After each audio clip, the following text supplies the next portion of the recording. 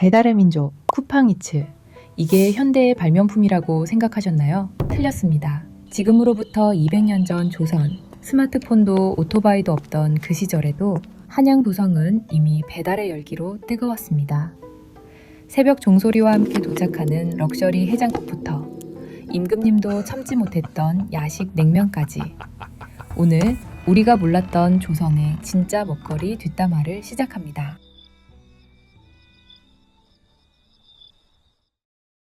오늘날 우리가 스마트폰 앱을 켜고 손가락 몇 번 움직이는 것으로 음식을 주문하듯 조선 후기 한양의 양반들과 부유한 상인들도 남이 해준 맛있는 음식을 집에서 즐기기 위해 상당한 공을 들였습니다.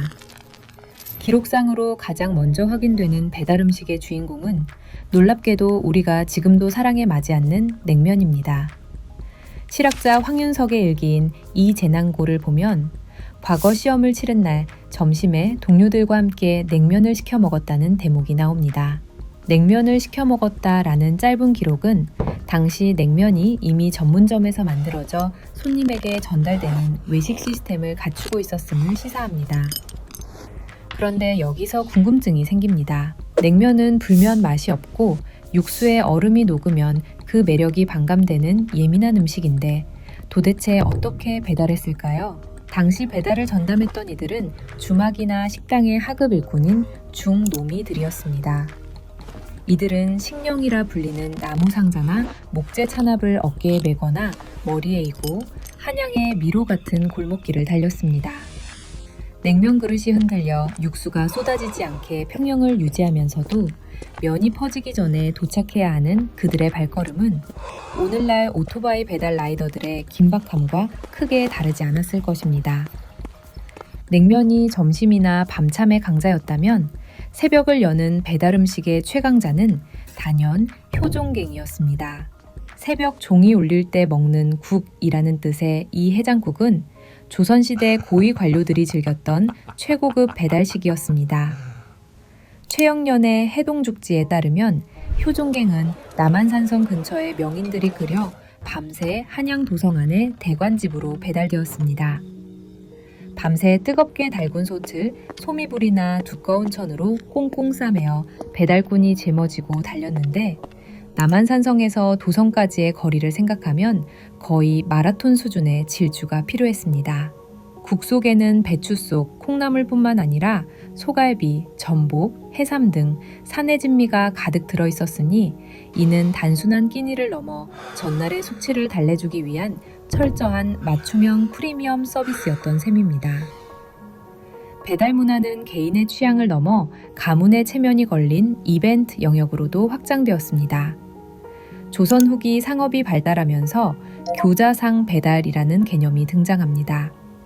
집안에 큰 잔치가 있거나 손님을 치러야 할 때 주인은 직접 음식을 장만하는 대신 전문 요리사인 숙수나 식당인 식가에 연락했습니다.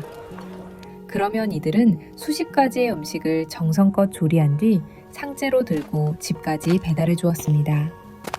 지금으로 치면 출장 뷔페나 케이터링 서비스의 원형이라 할 수 있습니다. 신분 질서가 엄격했던 조선 사회에서 양반이 직접 음식을 나르는 것은 상상할 수 없었기에 전문 배달 인력인 중노미나 노비들의 노동은 이 화려한 배달 문화를 지탱하는 핵심 동력이었습니다. 하지만 이 편리함 뒤에는 엄연한 계층적 차이와 물리적 한계가 존재했습니다. 배달을 시킬 수 있는 이들은 대개 비용을 지불할 능력이 있는 고관 대작이나 유력한 가문의 사람들이었습니다.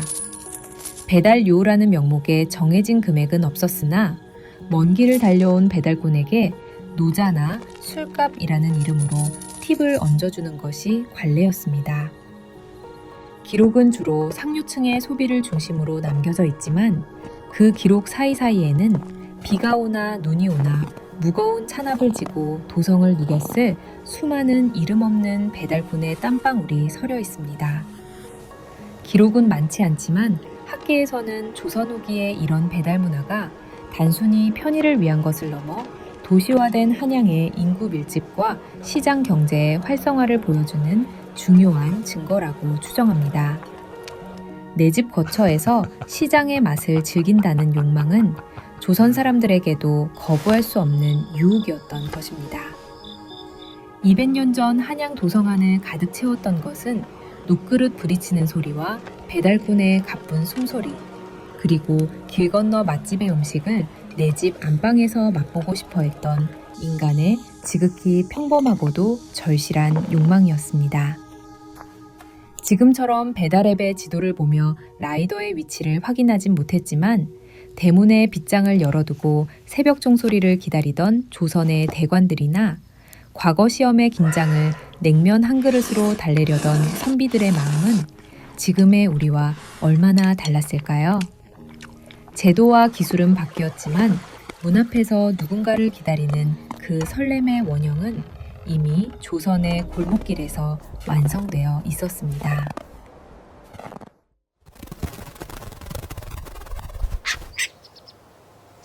기록을 뒤져보면 조선의 배달 문화는 단순히 음식의 이동을 넘어 그 안에 얽힌 인간적인 사연들이 참으로 다채롭습니다. 가장 먼저 떠올려 볼 인물은 조선의 제23대 왕 순조입니다. 왕이라고 하면 늘 수락안에서 정성껏 차려낸 음식만 먹었을 것 같지만 순조 역시 배달 음식의 매력을 아는 사람이었습니다. 임하필기에 따르면 1801년 어느 달밝은 밤 순조는 즉위 후 처음으로 맞이한 정월대보름에 문신과 무신들을 불러 모았습니다. 달맞이 구경을 하던 왕은 문득 출출함을 느꼈고 옆에 있던 신하들에게 냉면을 사오너라 라고 명합니다. 여기서 재미있는 포인트는 왕이 직접 돈을 내어 성박 주막에서 냉면을 주문했다는 사실입니다. 그런데 이 훈훈한 야식 시간에 예기치 못한 사건이 발생합니다. 한 군사가 냉면 그릇 사이에 자신이 따로 준비해온 수육을 몰래 숨겨두었다가 왕에게 들킨 것이죠. 순조는 혼자만 맛있는 것을 먹으려 하느냐며 농담 섞인 꾸지람을 내리고 그 군사의 냉면만 빼서 다른 이들에게 나눠주었다는 기록이 전해집니다. 천하를 호령하는 임금님도 깊은 밤 신하들과 함께 성박 맛집 냉면을 배달시켜 먹으며 소소한 장난을 쳤다는 대목에서 배달 음식은 예나 지금이나 함께 나누는 즐거움의 상징이었음을 알 수 있습니다. 학계의 기록은 많지 않지만 당시 냉면은 겨울철 별미로 통했기에 추운 밤 살얼음이 든 놀 녹그릇을 배달받았을 사람들의 기분은 어땠을까요? 아마 지금 우리가 한겨울에 아이스 아메리카노를 배달시키며 느끼는 그 묘한 쾌감과 비슷하지 않았을까요? 또 다른 인물은 앞서 언급한 실학자 황윤석입니다. 그의 일기 이재난고를 자세히 들여다보면 당시 배달 문화가 얼마나 일상 깊숙이 들어와 있었는지 알 수 있습니다. 1768년 7월 7일 무더운 여름날 과거 시험을 치르고 나온 그는 심신이 지칠 대로 지쳐 있었습니다. 동료들과 함께 시원한 냉면을 위송, 즉 사람을 시켜 배달해 먹었다는 기록이 등장하죠. 이는 오늘날 수험생들이 시험을 마치고 짜장면을 시켜 먹으며 해방감을 느끼는 것과 정확히 일치하는 감정선입니다. 기록에는 없지만 그 냉면 한 그릇에 담긴 동치미 국물의 시원함이 황윤석의 낙방 걱정을 잠시나마 잊게 해주지 않았을까라고 우리는 추정해 볼 수 있습니다. 하지만 이 모든 미식의 즐거움 뒤에는 이름조차 남지 않은 중노미들의 고단한 삶이 있었습니다. 특히 효종갱을 배달하던 이들의 하루는 우리가 상상하는 것 이상으로 치열했습니다. 새벽 종이 울리기 전 남한산성에서 끓인 뜨거운 해장국 솥을 짊어지고 한양 도성까지 약 20-30km를 달려야 했습니다. 밤새 어두운 산길과 고개를 넘으며 국이 식지 않게 그리고 쏟아지지 않게 몸의 수평을 유지해야 했죠. 이들이 사용한 배달 도구인 식령은 나무로 만든 일종의 휴대용 찬압이었는데 층마다 국그릇과 밥그릇을 고정할 수 있는 홈이 있었습니다. 이 무거운 나무 상자를 등에 지고 달렸던 그들은 조선판 광속 배달의 선구자들이었습니다. 효종갱은 워낙 인기가 많아 권력가들은 이 배달꾼들에게 일반적인 음식값보다 훨씬 많은 노자를 얹어주었다고 합니다. 어쩌면 오늘날 우리가 비 오는 날이나 늦은 밤 배달 라이더에게 느끼는 고마움과 미안함이 섞인 그 복잡한 마음을 조선의 대관들도 대문을 열어주며 똑같이 느꼈을지도 모릅니다. 조선의 배달은 단순히 음식을 파는 행위가 아니었습니다. 아주 특별한 사람이 아니라 평범한 사람들의 일상을 지탱하고 때로는 왕과 신하 사이의 벽을 허무는 매개체였습니다. 주막의 주모는 주문받은 음식을 정성껏 담고, 중노미는 숨이 턱끝까지 차오르도록 달리고, 손님은 대문 밖 발소리에 귀를 기울이는 이 과정은 200년이라는 시간을 건너뛰어 오늘날 우리의 거실 풍경과 맞닿아 있습니다. 기록 속의 인물들은 우리에게 말합니다. 그때도 우리는 맛있는 것을 편하게 먹고 싶어 했고, 그 작은 욕망을 위해 누군가는 밤새 길을 달렸노라 라고 말이죠. 이처럼 조선의 배달 문화는 인간의 지극히 본능적인 욕구가 만들어낸 가장 역동적인 생활사의 한 장면이었습니다.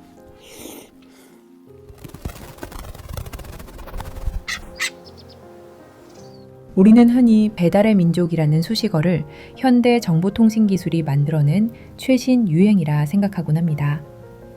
하지만 조선의 밤을 가로질러 우리에게 도착한 기록들은 전혀 다른 이야기를 들려주고 있습니다. 스마트폰의 파란 화면 대신 달빛이 비치는 창살을 바라보며 오토바이의 엔진 소리 대신 집신이 흙길을 차는 소리에 귀를 기울였던 200년 전의 사람들도 우리와 똑같은 갈증을 느꼈습니다. 남이 해준 맛있는 음식을 가장 편안한 내 공간에서 즐기고 싶다는 그 지극히 평범하고도 강력한 욕망 말입니다. 기록 속에 남겨진 살얼음 동동 뜬 냉면과 김이 모락모락 나는 효종갱은 단순한 음식 그 이상이었습니다.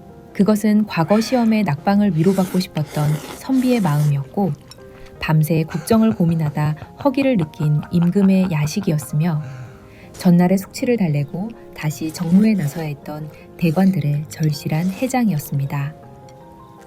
기술은 말도 안 되게 진보했지만 그 음식을 기다리는 사람의 설렘과 문을 열어줄 때의 반가움은 조선시대나 지금이나 놀라울 정도로 닮아 있습니다. 어쩌면 우리가 배달앱의 도착 알림 버튼을 누를 때 느끼는 그 짧은 희열은 200년 전 대문의 빗장을 열던 조선 사람들의 손끝에 머물던 떨림과 같은 종류의 것일지도 모릅니다. 물론 그 이면에는 시대의 명암도 짙게 깔려 있습니다. 오늘날의 배달 플랫폼이 알고리즘과 데이터로 작동한다면 조선의 배달을 움직인 것은 이름 없는 중노미들의 육체적 노동이었습니다. 남한산성에서 도성까지 그 먼 길을 숨가쁘게 달렸던 그들의 땀방울은 기록의 행간 속에 숨어 잘 보이지 않지만 그들이 있었기에 조선의 미식 문화는 안방까지 배달될 수 있었습니다. 세상은 변해도 누군가의 수고로움이 누군가의 편안함이 된다는 이 차가우면서도 명확한 진리는 조선의 골목길에서도 지금의 아스팔트 위에서도 여전히 유효합니다. 우리는 역사를 배울 때 늘 위대한 왕의 업적이나 거대한 전쟁의 승패에 주목하곤 합니다. 하지만 진짜 역사의 숨결은 오늘 점심은 뭘 시켜 먹을까? 라고 고민하던 선비의 일기 속에, 그리고 식지 않은 해장국을 전달하기 위해 새벽 공기를 가르던 배달꾼의 가쁜 숨소리 속에 더 생생하게 살아있을지도 모릅니다. 역사란 거창한 유물이 아니라 시대를 막론하고 반복되는 인간의 본능과 삶의 디테일들이 겹겹이 쌓여 만들어진 거대한 지층이기 때문입니다. 이제 스마트폰을 들어 음식을 주문할 때 잠시 200년 전의 한양 도성을 상상해 보는 건 어떨까요? 녹그릇이 달그락거리는 소리를 내며 담장을 넘던 그 시절의 배달 풍경을 말입니다. 우리는 기술적으로는 가장 진보한 시대를 살고 있지만 정서적으로는 이미 오래전부터 배달이라는 문화적 유전자를 공유해온 한 민족이었음을 깨닫게 됩니다.